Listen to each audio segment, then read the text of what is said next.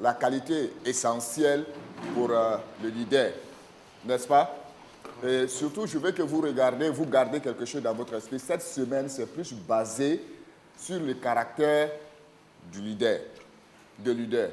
Parce que je vois que beaucoup de questions se posent au niveau de planification, organisation. Ce sont des bonnes questions, mais cette semaine, c'est plus basé sur le caractère de leader. Parce qu'il faut commencer par là. Hier, nous avons parlé de cela.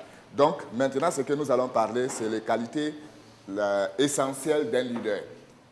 Et c'est quoi l'optimisme? Donc, en parlant de cela, cela ne veut pas dire que moi-même, je suis un bon exemple. Non, je pense que je ne suis pas vraiment un bon exemple à ce niveau-là. Mais c'est de ça que nous allons parler un peu. L'optimisme.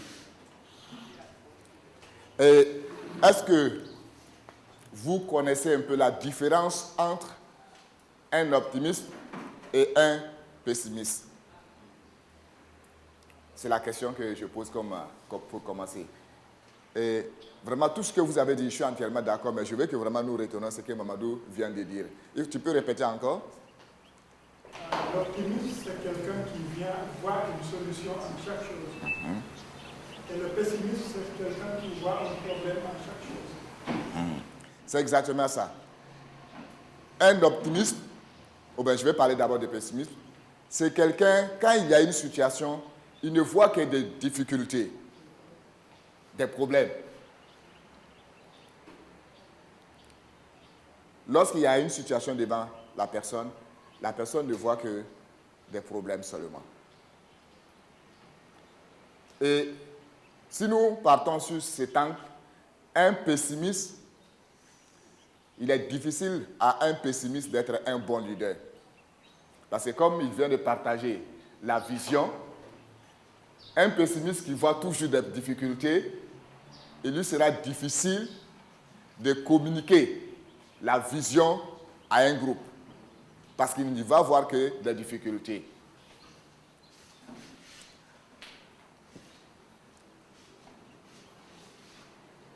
Alors que l'optimiste, celui qui est optimiste, qu'est-ce qui se passe? Lui, il voit toujours que des possibilités dans chaque situation. Quand il y a un problème devant la personne, il ne voit qu'il y a des possibilités vraiment d'aller de l'avant. Est-ce qu'on voit cette différence-là? Donc, tout de suite, si je prends un verre d'eau, ce n'est pas transparent, mais on montre cela à un pessimiste et un optimiste. Vous allez voir leur réaction face à cela. Et tu mets un verre d'eau dedans, un peu d'eau dedans, tu montres cela à un pessimiste.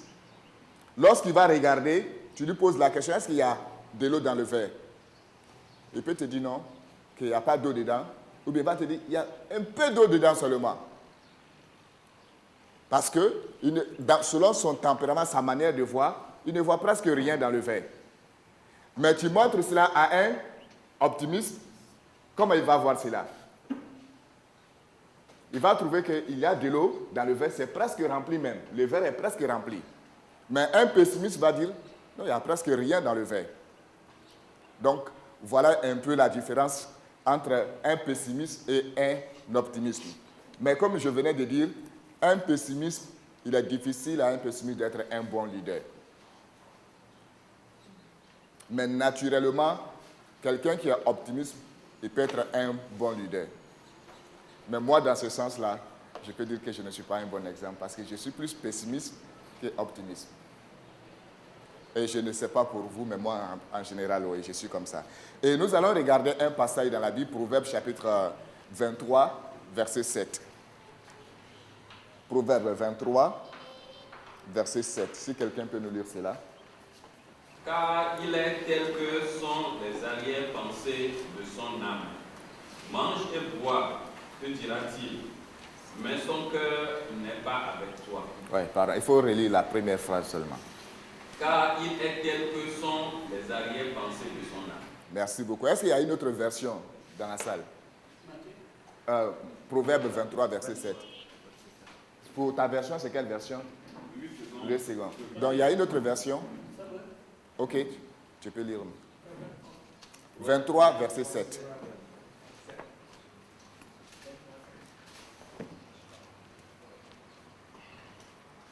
car au fond de lui, il est calculateur. Mange et bois. Il dira tout, mais son cœur n'est pas avec toi. Ok, donc je vais prendre la version de Pasteur Salomon. Il est comme la pensée ou les pensées de son cœur, de son âme. Donc, qu'est-ce que je veux dire ici? De la manière que nous nous voyons, agir sur notre manière de faire. De la manière que tu te vois, agir sur ta manière d'agir, de travailler. Ici, on dit qu'il est comme les pensées de son âme. Maintenant, nous, en tant que leaders, de la manière que tu te vois, cette manière à laquelle tu te vois, cette manière va agir sur ta manière de faire les choses. Je ne sais pas si je me fais comprendre. Ok. Donc, nous allons lire quelques exemples dans la Bible que Salomon nous a dépensés pour voir un peu comment vraiment nous nous voyons. Lisons dans Nombre chapitre 13. Nombre chapitre 13, versets 26 à 33. Nombre 13, versets 26 à 33. Et ça parle des espions dont Salomon nous a parlé tout de suite.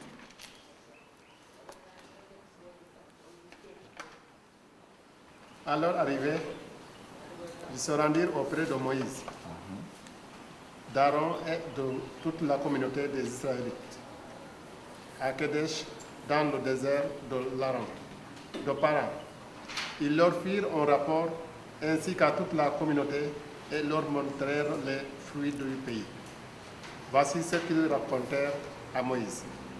Nous sommes arrivés dans le pays où tu nous as envoyés. C'est bien un pays découlant de lait et de miel, et en voici les fruits. Mais le peuple qui habite ce pays est puissant. Les villes sont fortifiées, très grandes. Nous y avons même vu des enfants d'Anak. Les Amalécites habitent le pays du Negev, les Hittites et les Yébousiens et les Amoréens habitent la montagne, et les Cananéens habitent près de la mer et sur les rives du Jourdain. Caleb fit taire le peuple qui murmurait contre Moïse. Il dit: montons et nous prendrons possession du pays, car nous en serons vainqueurs. Mais les hommes qui étaient montés avec lui dirent: nous ne pouvons pas monter pour combattre ce peuple, car il est plus fort que nous. Et ils décrirent devant les fils d'Israël le pays qu'ils avaient exploré. Ils dirent: le pays que nous avons parcouru pour l'explorer est un pays qui dévore ses habitants. Tout le peuple que nous y avons vu se compose d'hommes d'une haute taille. Nous avons vu là les géants, fils d'Anak, de la race des géants. Nous étions à nos yeux comme des sauterelles. Et c'est ce que nous étions aussi à leurs yeux. Merci beaucoup, Pierre. Merci. J'aime beaucoup cette histoire. J'aime beaucoup cette histoire parce que ça m'enseigne et ça me parle chaque jour quand je lis cette histoire. Et comment les Israélites se voyaient dans cette histoire? Comment ils se voyaient? Non, je n'ai pas compris. Insignifiant. Ok, mon frère derrière. Incapable. Okay. D'accord. Trop petit. Trop petit. Trop? Petit. Trop petit. Merci beaucoup. Ils se voyaient comme des sauterelles, n'est-ce pas? Comme vous venez de dire. Mais est-ce que réellement, lorsqu'ils sont allés en Canaan, ils ont fait 40 jours, n'est-ce pas?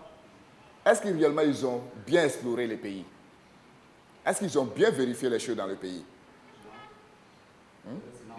Ils n'ont pas bien vérifié. Les espions, bien sûr. Ils ont bien vérifié les choses. Ils ont envoyé du miel, des fruits, n'est-ce pas? Ils ont fait un bon rapport également à Moïse. Ils ont fait 40 jours dans ce pays, ils ont bien regardé les choses. Mais il y avait un problème. Ils se voyaient comme des sauterelles. Mais qu'est-ce qu'ils ont oublié pour qu'ils arrivent à ce stade-là? Qu'est-ce qu'ils ont oublié? Parce que s'ils sont arrivés à ce stade de se voir comme des sauterelles, ça veut dire qu'ils ont oublié quelque chose. Ils ont oublié Dieu. Merci beaucoup, c'est exactement ça. Je vais laisser chacun parler, mais c'est exactement ça. Ils ont oublié la promesse de Dieu, comme vous venez de dire, tout ce qui s'est passé de l'Égypte jusqu'à là. Et ce que Dieu a dit pour ce peuple-là, ce que Dieu a promis pour eux. Ils ont oublié cela. Et à cause de cette promesse, ils se voyaient comme des sauterelles. Est-ce que cela nous arrive? Facilement. On oublie facilement les choses que Dieu a fait pour nous.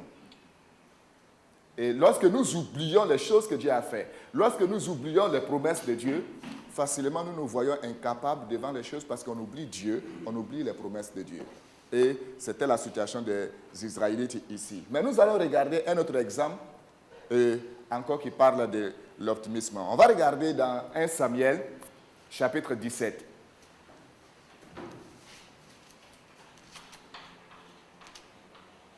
1 Samuel, chapitre 17, versets 45 à 46. 1 Samuel 17, versets 45 à 46.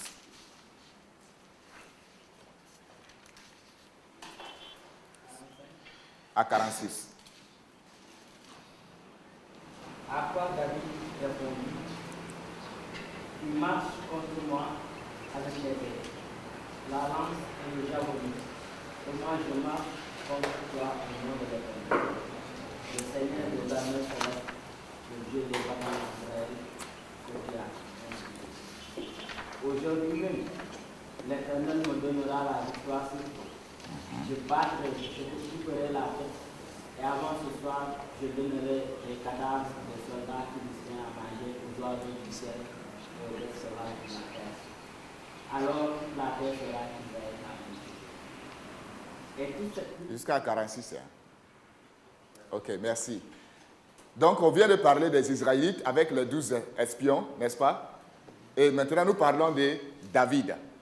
Ils ont oublié la promesse de Dieu et devant les Cananéens, ils se voyaient comme des sauterelles. Maintenant, nous parlons de David. Et avant de parler de David, je vais poser une question. Qui avait l'idée un peu de la taille de Goliath? 3 mètres. Moussa, tu es d'accord? Donc, à peu près 3 mètres. David, il avait quel âge à ce moment? 16. Entre 12, 15 ou 16 ans. En principe, si on veut regarder, c'est David qui devait se voir plus petit par rapport aux 12 espions. C'est David qui devait se voir plus petit. Mais est-ce que devant la taille de Goliath, David se voyait petit? Non. David ne se voyait pas petit. Mais au contraire, il avait un certain courage. Il dit, tu viens contre moi avec l'épée, avec la lance, mais moi je viens contre toi avec le nom de l'Éternel, le Dieu d'Israël. Maintenant la question, comment nous nous voyons nous-mêmes en tant que des leaders? Comment nous nous voyons? David n'avait rien. On va regarder un verset qui me touche encore dans l'histoire de David. Regardons toujours 1 Samuel chapitre 17, verset 32.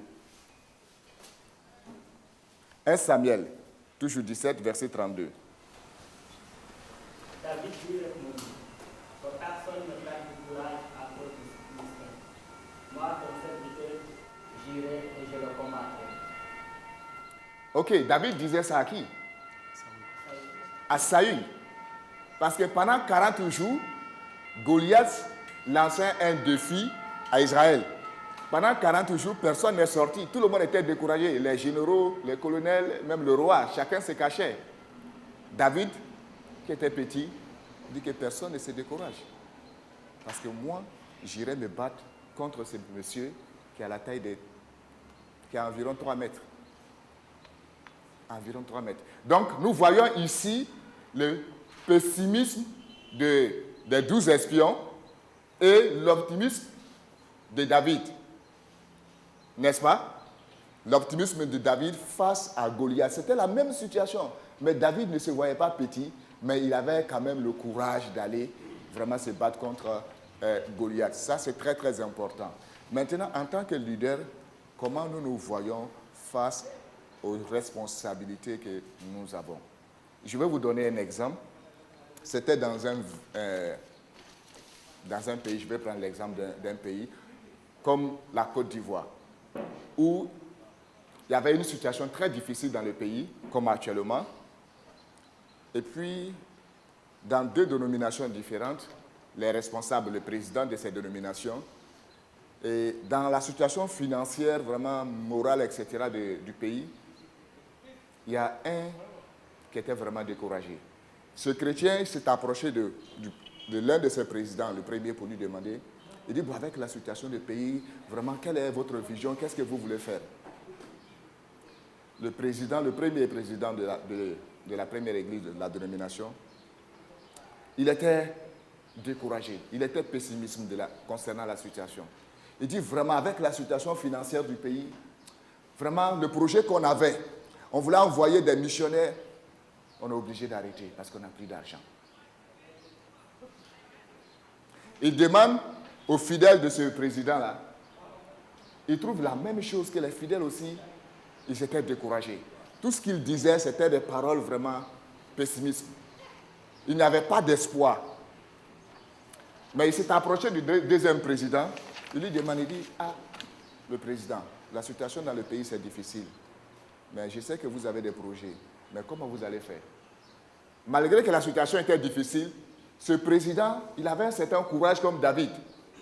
Il dit, on va continuer avec nos projets. On n'a pas d'argent, mais on a confiance, on va continuer. Ce président parlait avec de l'enthousiasme. Et il s'est approché des fidèles. Il a trouvé que les fidèles de ce président avaient le même courage. Il parlait avec vraiment l'optimisme, avec de l'espoir. Donc, nous voyons là, comme on a parlé de leader, qui est le moteur vraiment des choses, que l'optimisme, quand un leader est optimiste, ça joue sur les personnes qu'il dirige. Mais s'il est pessimiste, ça va jouer également sur la vie de ces personnes. Donc, on a dit hier que c'est Dieu qui appelle le leader. Mais le leader, il doit diriger des personnes autour de lui, comme les dessins présentés hier. Donc, si tu es pessimiste, ça va jouer sur les autres, que tu le veuilles ou non. Mais si tu es optimiste, c'est sûr aussi que tu vas communiquer cela sur les autres. Donc, maintenant la question, nous, comment nous nous voyons? Est-ce que pessimiste ou optimiste? Moi, personnellement, en tout cas, je me suis vu dedans parce que je suis plus pessimiste que optimiste. Donc, je ne sais pas s'il y a des questions avant que nous continuions. Est-ce qu'il y a des questions? Est-ce qu'on peut être les deux à la fois? Est-ce que... On peut être les deux à la fois. Deux à la fois. Ok, c'est une bonne question. Et est-ce que quelqu'un veut répondre à sa question? Est-ce qu'on peut être deux à la fois? Oui, on peut être deux à la fois. Les deux. Oui, on peut être optimiste comme on peut être pessimiste. Mais il y a des gens qui sont trop pessimistes. C'est ça qui est mauvais. Mais si on est entre les deux, c'est bon souvent parce que ça nous permet de bien analyser les choses. Mais quand tu es trop à l'extrême, dans la situation, tu ne verras que des difficultés seulement. Si le leader voit que les difficultés seulement, qu'est-ce qu'il va communiquer aux autres? Donc, c'est ça qui est le problème. Sinon, souvent, en général, on est entre les deux. On est entre les deux. C'est une très bonne question. On va parler de ça tout de suite. Et nous avons regardé l'exemple de David tout de suite. On a vu l'exemple des espions, n'est-ce pas? Et on a vu que les espions, ils étaient pessimistes. Pourquoi? Parce qu'ils ont oublié les promesses de Dieu. Mais David, il était optimiste. Mais pourquoi? Est-ce que sa confiance était sur lui-même? Non, David n'était rien devant Goliath. Il n'était rien. Il ne pouvait rien faire. Mais d'où vient la force, l'optimisme de David? C'est l'Éternel. Donc, je ne sais pas si je réponds à ta question. Ok. On parle de l'optimisme et de pessimisme, n'est-ce pas? Naturellement, nous avons souvent ces choses en nous. Naturellement. Il y a des gens naturellement qui sont plus optimistes. Il y a des gens naturellement qui sont plus pessimistes. Ça, c'est bon. Ça, c'est ce que Dieu nous a donné naturellement. Mais nous parlons de leaders maintenant spirituels. Pour être optimiste, il faut avoir une base plus solide que ce que nous avons naturellement. Il est vrai que Dieu peut parler à quelqu'un d'une manière claire, à travers une vision, à travers un rêve, ou bien d'une manière audible. Dieu peut parler à quelqu'un disant que il faut aller voir le président, il va se donner à Jésus. Est-ce que Dieu ne s'est pas révélé à Pierre d'aller parler à Corneille? Est-ce qu'il est allé, Corneille a accepté Jésus? Corneille a accepté et toute sa famille. Dieu peut se révéler de cette manière à quelqu'un. Mais un dirigeant, un leader qui a un objectif, qui a une vision, qui va amener les autres quelque part, il doit vraiment nourrir, il doit développer cet esprit d'optimisme en lui. Est-ce que vous voyez? Naturellement, il y a des gens qui ont plus ça. Naturellement, d'autres n'ont pas plus ce problème d'optimisme. Mais un leader doit cultiver cela, développer cela en lui. Sinon, sans cela, il ne sera pas un bon leader. Donc, on va essayer de continuer après le frère. Est-ce qu'on peut dire que David a une vision avant d'affronter Goliath? Ah, bien sûr. Bien sûr, il avait une vision. Bon, je vais parler de ça, puis nous allons continuer. Il avait une vision. Goliath, il insultait qui? Quel peuple? Oui, ce n'était pas un combat entre Goliath et Israël. Goliath s'attaquait au peuple de l'Éternel. Et David a dit quoi? Qui est cet incirconcis pour oser insulter le peuple de Dieu? David ne voyait pas ça comme quelque chose de physique, il voyait ça vraiment dans le domaine spirituel. Ce monsieur, il s'attaque aux enfants de Dieu. Donc c'est un combat. C'est pourquoi il a dit, moi je viens contre toi au nom de l'Éternel. David voyait ça d'une manière spirituelle. Et donc David avait une vision dans ce combat. Sinon sa taille ne lui permettait pas vraiment d'aller là. Oui, tout ça. Voilà. Ok, nous allons continuer. Comment développer l'optimisme? Comment développer cela? Comment développer cela en nous? Parce que c'est la question que Paul a posée, je crois. La première chose que je vais dire, il faut se confier en l'Éternel au lieu de se confier à l'homme. Comment développer l'optimisme? La première chose que je dis, il faut se confier en l'Éternel. On est de se confier à l'homme. On est de se confier à sa capacité ou à sa connaissance. Nous voyons cela clairement dans l'exemple de David. David s'est confié en l'Éternel.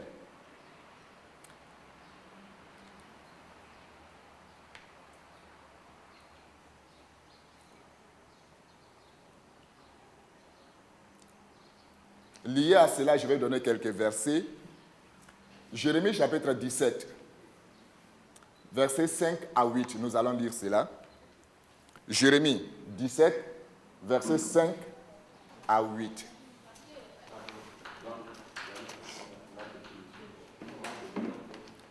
L'optimisme.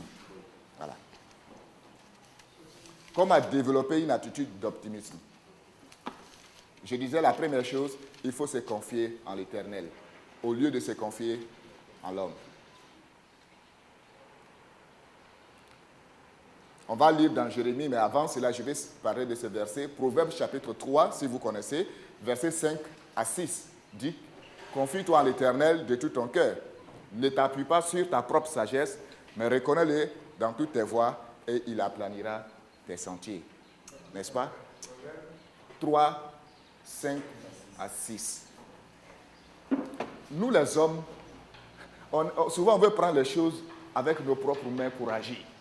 Mais il faut apprendre en tant que leader spirituel te confier à l'Éternel. Donc on va lire Jérémie chapitre 17, versets 5 à 8. Celui qui a ça peut commencer la Ainsi lecture. par l'Éternel, maudit soit l'homme qui se confie dans son être humain, qui prend la chair pour son appui et qui écarte son cœur de l'Éternel. Il est comme un jeune vivrier dans la steppe, et il ne voit pas arriver le bonheur. Il habite les lieux brûlés du désert, une terre salée et sans habitants. Béni soit l'homme qui se confie en l'Éternel et dont l'Éternel est l'assurance. Il est comme un arbre planté près des eaux et qui étend les racines vers le courant. Il ne voit pas venir la chaleur et son feuillage reste verdoyant dans l'année de la sécheresse. Il est sans inquiétude et il ne cesse de porter du fruit. Merci, amen. Donc ici, nous voyons les deux choses que la Bible souligne. Maudit soit celui qui se confie à l'homme et béni soit celui qui se confie à l'Éternel. Donc en tant que leader spirituel, pour développer l'attitude d'optimisme en nous, nous devons apprendre à nous confier en l'Éternel parce que c'est en cela qu'il y a la bénédiction. C'est en cela qu'il y a la bénédiction. Mais aujourd'hui, nous sommes dans un monde où tout est dirigé par la connaissance. On cherche aujourd'hui, je ne sais pas, au Togo, au Sénégal, comment ça y est, mais en Côte d'Ivoire aujourd'hui, les diplômes. Vraiment, ça joue beaucoup en Côte d'Ivoire. Les diplômes. C'est important, c'est très très important. Mais il faut apprendre en tant que leader spirituel à compter sur l'Éternel. C'est par là que la bénédiction vient. Nous allons lire le deuxième passage, Éphésiens chapitre 3, verset 20. À celui qui, par la puissance qui agit en nous, peut réaliser infiniment au-delà de ce que nous demandons ou même pensons. Amen. Encore ici, nous voyons toujours la confiance en l'Éternel. Dieu est capable de faire infiniment au-delà de ce que nous pensons.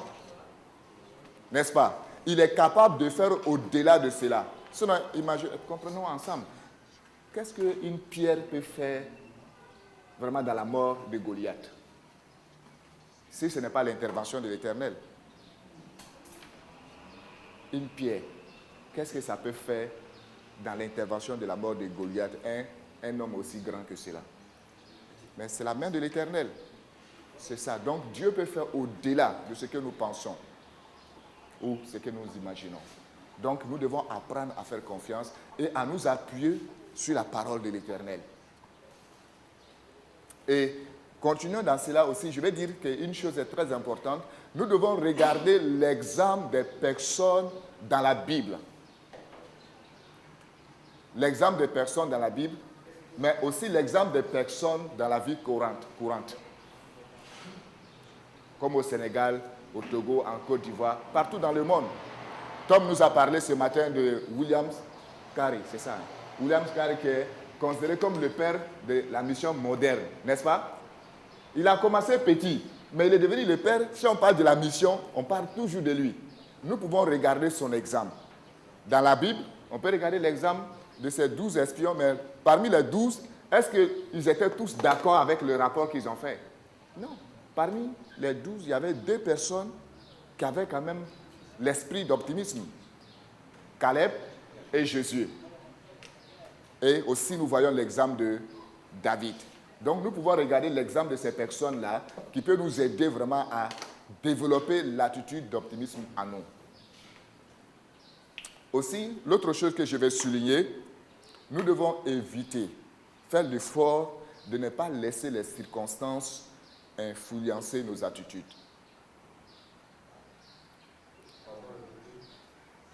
Nous devons tout faire, ne pas laisser les circonstances influencer nos attitudes.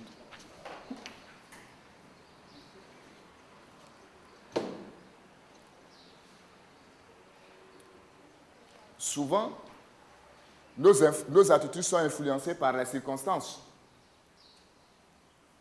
N'est-ce pas? En tant que leader, nous devons vraiment faire attention à cela. Si nous voulons garder l'optimisme en nous, Nous devons faire attention à cela. Je veux donner un exemple. Qui est missionnaire parmi nous ici? Missionnaire. Personne? Non, je ne parle pas des missionnaires étrangers, je vais parler d'Africains. Ok. Ton nom, mon frère? André. André va dans un village pour évangéliser, pour annoncer la parole de Dieu. Il va pour la première fois, il va avec un certain courage, optimisme. Il se déplace, peut-être il a des appareils, tout cela. Et il annonce et il n'y a pas de conversion. Qu'est-ce qui se passe? Il a prié, il a jeûné. Pendant des semaines, il se déplace, il va. Qu'est-ce qui se passe? Il est découragé. Ça, c'est naturel, ça y est en nous. Mais s'il se déplace et puis il arrive là-bas, il commence à prêcher. Et à la fin, il y a 100 personnes qui se sont données à Jésus. Ah, André, vraiment, ça c'est la joie. N'est-ce pas? Il va partager ça avec tout le monde. Dans son voyage, quand il va voyager, il va parler de cela. À l'église, avec ses collègues, il va toujours parler de cela. Voilà ce que le Seigneur a fait. Mais quand ça ne va pas, il n'y a personne qui s'est donné au Seigneur. Est-ce qu'il a le courage même de parler de cela? Non. C'est le découragement. Et c'est naturel, ça arrive. Mais en tant que leader, nous ne devons pas laisser notre attitude vraiment dirigée par ces gens de circonstances ou d'événements. Nous devons être convaincus que Dieu nous a appelés. Nous voulons des fruits. Mais s'il y a des fruits, il n'y a pas de fruits, il faut être convaincu de ton appel, il faut continuer. Mais il ne faut pas laisser les circonstances vraiment diriger ta vie. Je ne sais pas si je me fais comprendre avec cet exemple-là. Donc, la deuxième chose, il faut regarder à l'avenir. J'ai parlé de confiance à l'Éternel. Maintenant, la deuxième chose que je souligne, il faut regarder à l'avenir, mais non au passé. Il faut regarder à l'avenir, mais non au passé. Parce qu'en tant que leader, nous allons rencontrer souvent des difficultés dans le ministère. Mais un leader ne doit pas prendre tout son temps à regarder au passé les difficultés qu'il a rencontrées. Mais il doit regarder à l'avenir et puis continuer. Donc, nous pouvons regarder Philippiens chapitre 3, versets 13 à 14. Comme il est 13h, on ne va pas vraiment lire les passages. Mais vous pouvez noter Philippiens chapitre 3, versets 13 à 14. Le leader doit regarder à l'avenir, mais non au passé, pour développer vraiment l'attitude d'optimisme en nous. Chapitre 3, versets 13 à 14. C'est écrit au tableau. Et la troisième chose que je vais souligner, un leader qui veut développer une attitude d'optimisme en lui, il doit toujours fixer le regard sur la vision. L'objectif, le but qu'il veut atteindre, il doit toujours fixer le regard, quelles que soient les circonstances, les événements, il doit toujours fixer le regard sur la vision. Tom nous a parlé longuement de la vision. Un leader qui se laisse distraire avec les choses, Tom nous a dit que ces problèmes peuvent tuer la vision. Donc, pour développer l'attitude d'optimisme en nous, il faut toujours fixer le regard sur la vision. Ça, c'est la troisième chose. La quatrième chose que je vais souligner, il faut regarder les problèmes comme une possibilité de la perfection.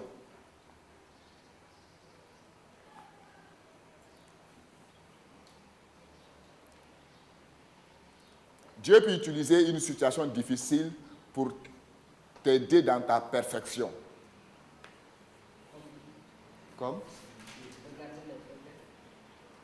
Comme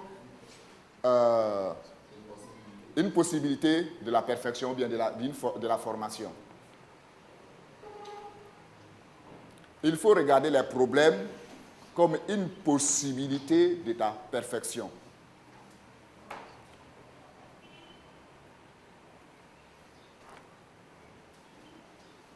Qui aime des problèmes? Personne. En tout cas, moi, je n'aime pas des problèmes. Mais Dieu peut utiliser les problèmes pour te briser. Dieu peut utiliser les problèmes pour t'enseigner. Il peut utiliser les problèmes pour nous amener à une certaine perfection. Donc, lorsqu'il y a une situation, il ne faut pas seulement regarder le côté négatif, mais il faut regarder ça aussi comme une possibilité de t'amener à une perfection spirituelle. Il y a des gens qui sont des leaders, des bons leaders, mais ils sont très coloreux. N'est-ce pas? Mais pour qu'il soit vraiment bien, un bon leader, qu'est-ce que Dieu va faire? Dieu va utiliser souvent des moyens, des situations pour l'amener à être l'homme le plus humble, comme Moïse. Mais ces choses que Dieu va utiliser souvent, ce ne sont pas des choses faciles. Donc c'est pourquoi un leader doit regarder les problèmes, les difficultés comme des possibilités pour l'amener pour l'aider à sa perfection. Ok, il y a un exemple que je vais donner et nous allons nous arrêter là. J'aime beaucoup cet exemple. Je ne connais pas très bien le monsieur. Si je me trompe bien du nom, Tom va m'aider. Il s'appelle Tom, c'est en anglais, Tom Edison. C'est ça, hein? Voilà, ce monsieur s'appelle, c'est le monsieur qui a fabriqué l'ampoule.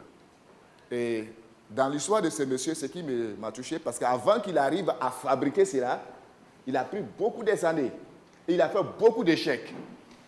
Chaque fois quand il prépare, il pense que vraiment ça, seulement ça va marcher. Et malheureusement, ça ne marche pas. Et son adjoint, celui qui travaillait avec lui, à un certain moment, il était découragé. Il voulait abandonner le projet. Ça, c'est quelque chose qui est en nous, nous tous. Ça dit, tu fais les choses, ça ne bouge pas, ça ne bouge pas. Naturellement, ce qui arrive, c'est le découragement. Et ce monsieur, il était découragé, il voulait abandonner. Et Thomas lui a dit, non, il ne faut pas qu'il va se décourager. Pourquoi? Parce qu'ils ont eu beaucoup d'échecs. Mais ce ne sont pas des échecs. Thomas voyait cela comme des possibilités, des choses qui les amènent petit à petit au succès. Ils ont eu beaucoup de pas qui les a amenés à voir qu'on a fait des erreurs ici, ça n'est pas marché. Mais ces choses nous ont amenés au bout de notre succès, notre victoire. Donc Thomas lui a dit ça pour ne pas qu'il se décourage, mais pour dire que ces échecs-là nous entraînent petit à petit au succès.